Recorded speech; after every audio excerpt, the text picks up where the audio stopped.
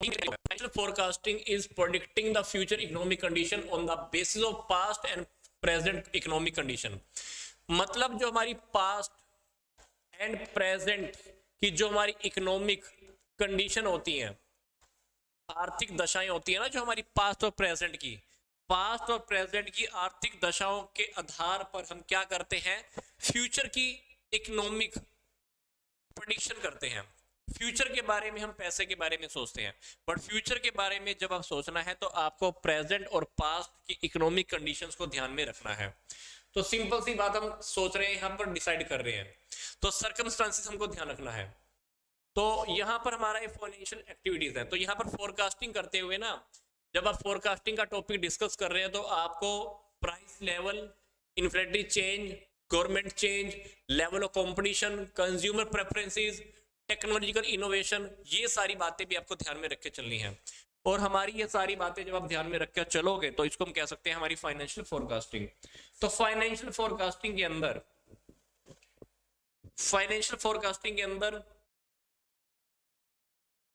ये आपको फिर से बोल रहा है कि जो फाइनेंशियल फोरकास्टिंग है और जो फाइनेंशियल प्लानिंग है दोनों सेम नहीं है।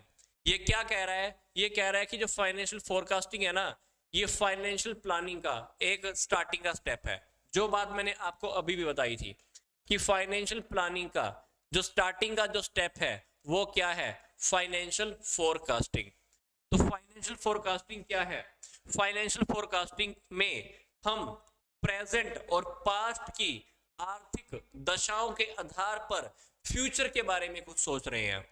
दूसरी बात, फाइनेंशियल फोरकास्टिंग फाइनेंशियल प्लानिंग का इनिशियल या स्टार्टिंग का एक स्टेप है, ये भी कह सकते हैं। अब यहां पर वो क्या कह रहा है, ध्यान से देख लेना। अब फाइनेंशियल प्लानिंग हमने पहले वाले टॉपिक में डिस्कस कर लिया था, अब फाइनेंशियल फोरकास्टिंग को थोड़ा सा ध्यान से देख लेते हैं, आपको थोड़ा यहां पर इसके फीचर से क्लियर हो जाएगा कि फाइनेंशियल फोरकास्टिंग रियलिटी में है क्या। फाइनेंशियल फोरकास्टिंग रियलिटी में है क्या, यहां से आपको अच्छे से समझ में आ जाएगा। पहली बात, इसमें हम फ्यूचर के जो हमारे इवेंट हैं उसके बारे में हम एस्टिमेशन लगाते हैं। दूसरी बात, पास्ट और प्रेजेंट की जो सिचुएशन है उसके बारे में एनालिसिस करते हैं। तीसरी बात, हमारा फ्यूचर में एक्यूरेसी और एग्जैक्टनेस के अंदर क्या चेंज होने वाला है, मैनेजमेंट के डिसीजन को लेकर, ये सारी बातें भी हम देखकर चलते हैं, क्या चेंजेस हो सकते हैं। अब ये कह रहा है कि फाइनेंशियल प्लानिंग फोरकास्टिंग एक नोट एंड नहीं है, फाइनेंशियल प्लानिंग सिर्फ अंत नहीं है, ये फाइनेंशियल प्लानिंग में हेल्प करता है।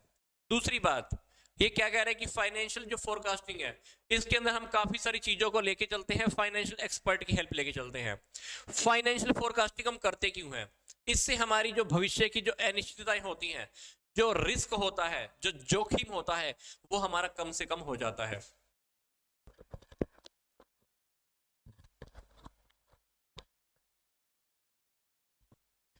कविता, कोई बात नहीं, अगर ये चैप्टर बुक में नहीं है तो I will provide through the PDF, don't be sad. Sandeep, अभी आवाज ओके आ रही है?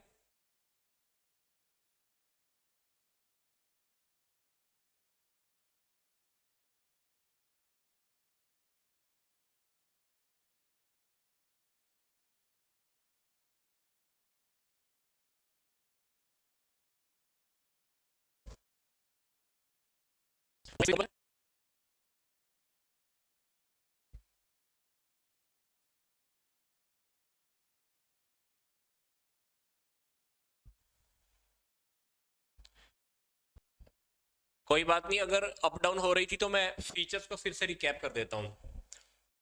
फीचर्स में पहली बात क्या, फ्यूचर में जो भी हमारे इवेंट होने वाले हैं उसके बारे में हम एस्टिमेशन लगाते हैं। पास्ट और फ्यूचर, पास्ट और प्रेजेंट की जो कंडीशन होती है उसके बारे में हम एनालिसिस करते हैं। फिर हम ये भी देखते हैं कि मैनेजमेंट ने जो डिसीजन लेने हैं उस डिसीजन के अंदर क्या क्या चेंजेस हो सकते हैं, ये भी देखते हैं। फिर ये कह रहा है कि जो फोरकास्टिंग का जो टॉपिक है ना वो खुद में एक खत्म होने वाला टॉपिक नहीं है, ये फाइनेंशियल प्लानिंग में हेल्प करता है।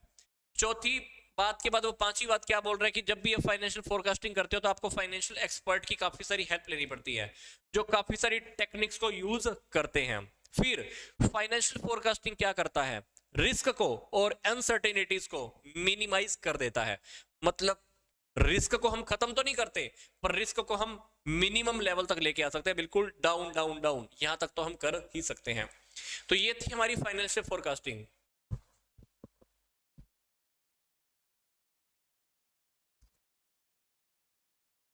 अब हम बात करते हैं कि फाइनेंशियल फोरकास्टिंग का पर्पस क्या है। फाइनेंशियल फोरकास्टिंग का अगर आपने मीनिंग और फीचर को डिस्कस कर लिया है, देख लिया है, तो ये हमारा टॉपिक बिल्कुल क्लियर हो जाएगा कि इसके क्या हमारे पर्पस होते हैं, फाइनेंशियल फोरकास्टिंग हम करते क्यों हैं। पहली बात, हमें अपनी फ्यूचर की जो अनसर्टेनिटीज होती हैं, जो रिस्क होता है, जो अनिश्चितताएं होती हैं, जो हमको जोखिम लगता है फ्यूचर का, उसको मुझे कम से कम करना है।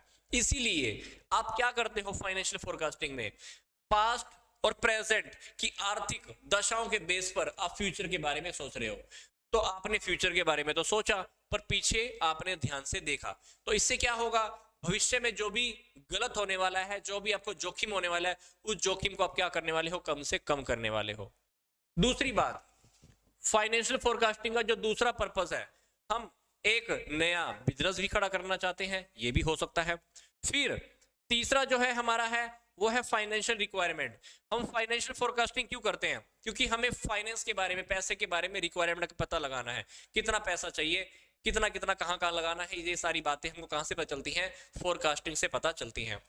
इसी तरह से जब हम फाइनेंशियल फोरकास्टिंग करते हैं, तो हमारी काफी सारी प्लान्स को भी हम बनाते हैं, काफी सारे प्लान होते हैं जिनको हम बनाते हैं, और काफी सारी बातों को हम ध्यान में रखते हैं। तो ये सारी की सारी बातें कहां पर आती हैं, हमारी फाइनेंशियल फोरकास्टिंग में आने वाली है। तो अगर आपको प्लानिंग करनी है, ढंग से करना है, सब फ्यूचर के बारे में अच्छे से सोचना है, तो क्या करना है, आपको फोरकास्टिंग का काम अच्छे से करना होगा। तो फोरकास्टिंग का ये भी हमारा पर्पस है, इसलिए फ्यूचर के लिए। फिर अगली बात है कि अगर आपको मैनेजरियल डिसीजन लेने हैं, तो मैनेजमेंट अच्छे से डिसीजन तभी ले पाएगी ना, जब आप फोरकास्टिंग की कुछ टेक्निक्स यूज कर रहे हो। तो फोरकास्टिंग की टेक्निक्स के अंदर आप क्या सकते हो, रेशियो एनालिसिस यूज कर लो, कैश फ्लो स्टेटमेंट यूज कर लो, फंड फ्लो स्टेटमेंट यूज कर लो, कुछ स्टेटमेंट्स बना लो। तो जब आप कुछ टेक्निक्स को यूज करते हो, अकाउंट्स के कुछ मेथड को अप्लाई करते हो, तो उससे क्या हेल्प किसको होने वाली है, मैनेजमेंट को होने वाली है डिसीजंस लेने में। छठी बात, इनकरेजेस बेटर कोऑपरेशन। अब जब आप फोरकास्टिंग करते हो, तो जितने भी डिपार्टमेंट होते हैं बिजनेस में काम करने वाले, उन सभी के अंदर एक सहयोग करने की भावना पैदा हो जाती है। उनको पता होता है कि आगे काम क्या करना है, उनको हमने पॉलिसीज बना के दे रखी होती है, उनको हमने प्लान बना के दे रखे होते हैं, उनको हमने पैसे की रिक्वायरमेंट के बारे में बता रखा होता है। तो इससे क्या होगा, सारे डिपार्टमेंट आपस में मिलजुल कर काम करते हैं। तो फाइनेंशियल फोरकास्टिंग का एक ये स्कोप भी है, एक ये फायदा भी है। अगला है ऑप्टिमम यूटिलाइजेशन ऑफ रिसोर्सेज। जब भी हम फाइनेंशियल फोरकास्टिंग करते हैं, तो हम रिसोर्सेज को प्रॉपर अच्छे तरीके से यूज करते हैं, सदुपयोग करते हैं, और कहीं पर भी पैसे का गलत उपयोग नहीं होता। इसी तरह से जब हमने ढंग से काम कर ही लिया है, तो हम क्या डिसाइड कर रहे हैं, अपनी सक्सेस डिसाइड कर रहे हैं, अपनी सफलता डिसाइड कर रहे हैं। तो फाइनेंशियल फोरकास्टिंग करने से आपकी बिजनेस की सक्सेस कहीं ना कहीं पहले ही डिसाइड हो जाती है। तो ये हमारा फाइनेंशियल फोरकास्टिंग का जी हमारे जो स्कोप थे, ये टॉपिक कवर हो चुके हैं। अब जो टॉपिक आगे हम कवर करने वाले हैं, वो है सोर्सेज ऑफ फाइनेंस। फाइनेंस के हमारे कौन कौन से सोर्सेज हैं। तो जल्दी से पहले ये बताओ मुझे कि जो मैंने फोरकास्टिंग का टॉपिक कवर कराया, क्या सभी को समझ में आ गया क्या यहां तक? Then should I continue to the next slide.